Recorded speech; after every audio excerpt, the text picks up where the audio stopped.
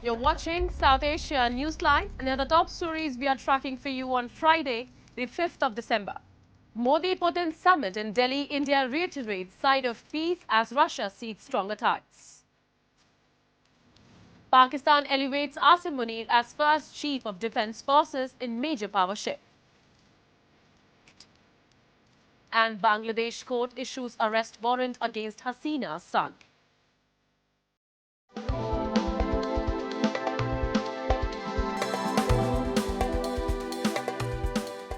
And now for all the details. Russia's President Vladimir Putin on Friday held a high-stakes bilateral summit with India's Prime Minister Narendra Modi and signed key agreements to foster ties. The meeting came as India navigates geopolitical pressure, especially over its Russian oil imports and defense purchases.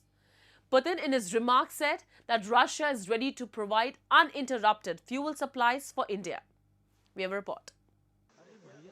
Russia's President Vladimir Putin received a ceremonial guard of honor at the Rashtrapati Bhavan alongside Prime Minister Narendra Modi as began a packed day of engagements in New Delhi on Friday. Putin's two-day trip, his first visit to India in 4 years, aimed to boost trade with the top buyer of Russia's arms and seaborne oil as Western sanctions have squeezed their decades-old ties and amid U.S. tariffs on India over its purchase of Russian oil. Inside Hyderabad House, bilateral talks took center stage. Indian Prime Minister Modi reiterated India's consistent message on the Ukraine war, saying, "India is on the side of peace. The welfare of the world is only through the path of peace." President Putin, in turn, thanked Modi for what he called India's attention in finding solutions to the Ukraine crisis, noting that trust and deep historical ties guide the partnership. After delegation-level talks, Putin said Russia is ready to provide uninterrupted fuel supplies for India. He also said many agreements aimed at strengthening Russia-India cooperation were signed during the talks. Excellency, Ukraine के संकट के बाद हमारी लगातार चर्चा होती रही है। आपने भी समय-समय पर एक सच्चे मित्र के रूप में हमें सभी चीजों से अवगत कराया है। मैं समझता हूं कि ये विश्वास बहुत बड़ी ताकत है और आपको मैंने अनेक बार इस विषय की चर्चा भी की है और विश्व समक्ष भी मैंने रखा है कि विश्व का कल्याण शांति के मार्ग पर ही है। हम सबको मिलकर के शांति के रास्ते तलाशने चाहिए और पिछले दिनों जो प्रयास चल रहे हैं, मुझे पूरा विश्वास है कि विश्व फिर से एक बार शांति की दिशा में लौटेगा। एक्सेलेंसी, पिछले दिनों विश्व समुदाय के सभी नेताओं से जब भी मेरी बात हुई और उन्होंने जब विस्तार से मेरे चर्चा की, मैंने हमेशा कहा है कि भारत न्यूट्रल नहीं है, भारत का पक्ष है और वो पक्ष शांति का है। हम शांति के हर प्रयासों का समर्थन करते हैं और हम शांति के हर प्रयासों के साथ कंधे से कंधा मिला करके खड़े हैं। Thank you for the attention aimed at finding a solution to this situation. Our relations are deeply rooted into history, but it is not the words that matter, it is the substance of the matter which is very profound. We really appreciate that and the fact that you, ex-Prime Minister, pay special personal attention to that. At the India-Russia Business Forum, economic and defense cooperation dominated the agenda. Moscow hopes to push bilateral trade to $100 billion by 2030, and is eager to expand defense exports, including S-400 missile systems and Su-57 stealth fighters. PM Modi underlined that India-Russia bilateral trade target of $100 billion could be achieved earlier than 2030. पिछले वर्ष राष्ट्रपति Putin और मैंने 2030 तक द्विपक्षीय व्यापार को $100 billion का उस लक्ष्य को पार करने का हमने निर्धार किया था। लेकिन कल से मेरी जो राष्ट्रपति पुतिन से बात हो रही है और जिस प्रकार के पोटेंशियल नजर आ रहे हैं, मुझे नहीं लगता कि हमें 2030 तक इंतजार करना पड़ेगा। Putin was later in the evening scheduled to meet President Draupadi Murmu before concluding his visit. The Russian leader earlier in the day also paid tributes at Rajghat Memorial dedicated to Indian freedom struggle leader Mahatma Gandhi. Moving on, Pakistan has undertaken one of its most consequential defense restructurings, with the Shehbaz Sharif government appointing Field Marshal Asim Munir as the country's first Chief of Defense Forces. A notification issued by President Asif Ali Zardari confirmed that Munir will retain his position as Chief of Army Staff while simultaneously heading the newly created Office of Chief of Defense Forces for 5 years. This dual role consolidates unprecedented authority under a single uniform, giving Asim Munir sweeping control over defense operations, policy making, and military institutions. The announcement comes after weeks of political negotiations. Officials say the notification was delayed due to internal bargaining involving the military leadership and PMLN patriarch Nawaz Sharif, with Chief Minister Maryam Nawaz also influencing the discussions. While the government calls the post a structural reform aimed at streamlining defense management, analysts warn it further entrenches the military's dominance in Pakistani politics, especially after the 27th Amendment. Far from reducing interference in civilian affairs, they argue the move locks the country's security architecture into the hands of one man for the foreseeable future.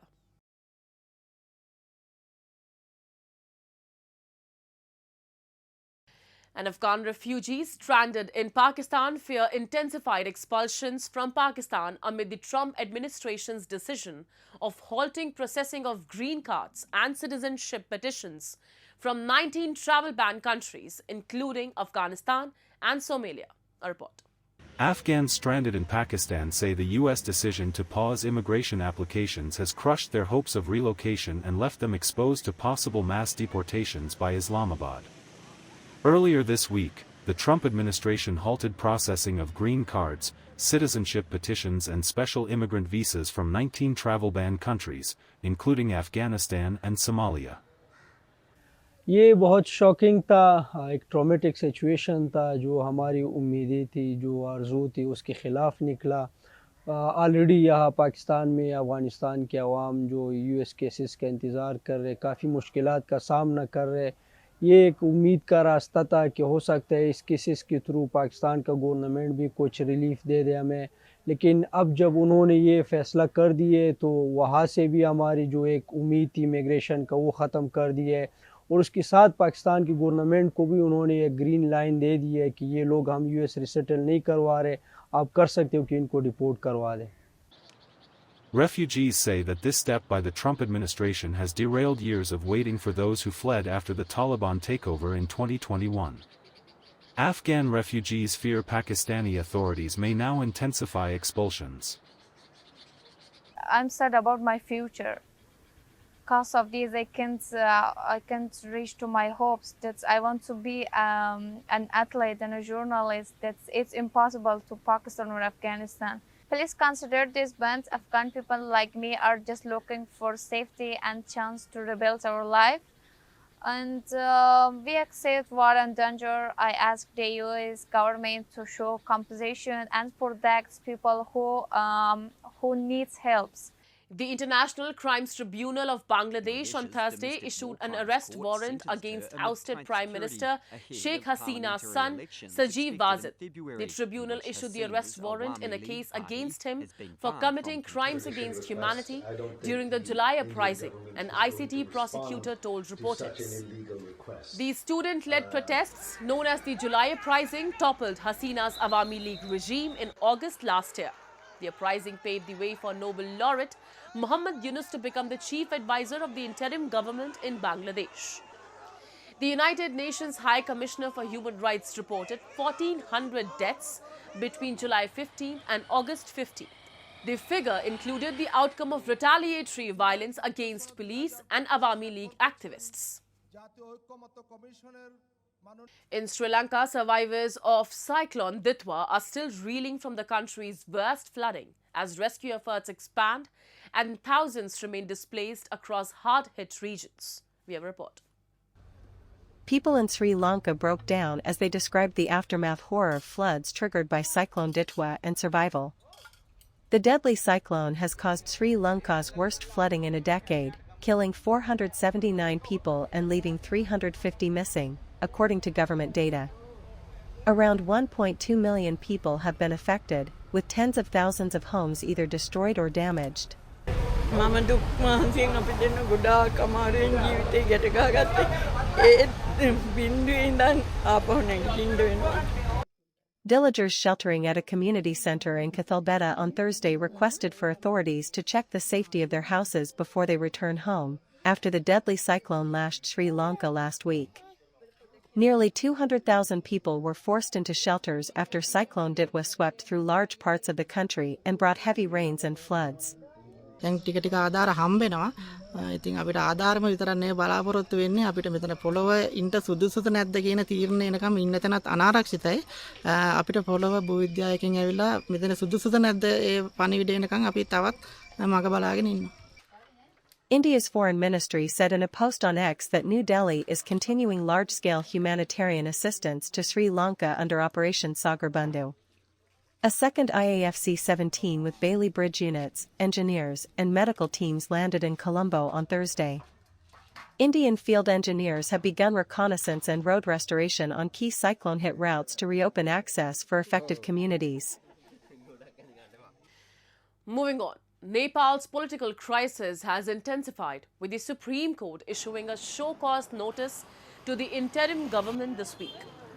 The order responds to a petition filed by former PM KP Sharma Oli's CPN-UML, which challenges both the formation of the interim administration and the dissolution of the House of Representatives. Oli was ousted on September 9th following the violent Gen Z-led protests over corruption and a social media ban that left 76 people dead. After the ouster, former Chief Justice Sushila Karki was appointed interim Prime Minister on September 12th on the recommendation of Gen Z protesters, and simultaneously the parliament was dissolved. Fresh general elections are scheduled for 5th of March next year. On Wednesday, the top court's constitutional bench directed all respondents to submit written explanations within 7 days. The court will hear the new petition alongside about a dozen earlier cases questioning the legality of the House dissolution and the interim setup. The CPN-UML contends that Karki's appointment violates constitutional provisions barring a former Chief Justice or a non-PM from becoming PM, and has demanded restoration of the dissolved House. That's all in tonight's edition. We will see you same time next week. Have a great weekend. Good night.